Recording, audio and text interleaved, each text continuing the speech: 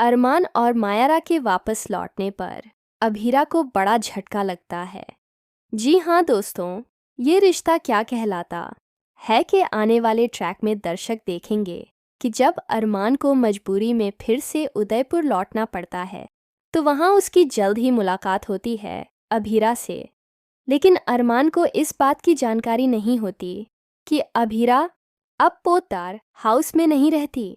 जब अभीरा को पता चलता है कि अरमान उसकी बेटी मायरा को लेकर पोद्दार हाउस जा रहा है तो वह घबरा जाती है और तुरंत वहां पहुंच जाती है। जैसे ही वह पोद्दार हाउस पहुंचती है और अपने सामने अरमान और मायरा को देखती है, वह हैरान रह जाती है। लेकिन जब उसकी नज़र मायरा पर पड़ती है और उसे पता चलता है कि यही उसकी अपनी बेटी है तो वह खुशी से झूम उठती है। वह तुरंत मायरा के पास जाती है और घुटनों पर बैठकर उसे गले लगाने ही वाली होती है कि तभी अरमान बीच में आकर उसे रोक लेता है और सख्त लहजे में कहता है, तुम्हारा मेरी बेटी पर कोई हक नहीं है, दूर हो जाओ उससे। अभीरा का दिल टूट जाता है।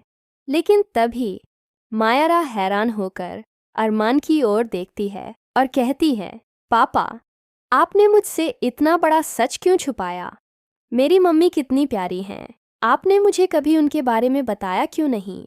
मायरा की यह बात सुनकर अभीरा की आंखों से आंसू बहने लगते हैं। उसकी बेटी उसके सामने खड़ी होती है लेकिन वह उसे छू भी नहीं पाती। वह तड़पने लगती है, बिलख उठती है।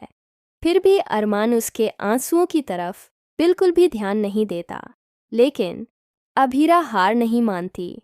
वह अरमान के सामने हाथ जोड़कर गिड़गिड़ाती है और कहती है, मुझे एक बार अपनी बेटी से गले लगने दो, बस एक बार। उसके बाद जो कहोगे मैं कर लूँगी। इस भावुक मोड़ पर कहानी और भी ज़्यादा दिलचस्प हो जाती है। अब देखना यह होगा कि क्या मायरा अपनी माँ और पापा को फिर से मिलाने के लिए कोई बड़ा कदम उठाने वाली है। क्या मायरा अपनी मम्मी के लिए आवाज़ उठाएगी? क्या अरमान अब भी अपने पुराने गुस्से और दर्द को दिल से नहीं निकाल पाएगा?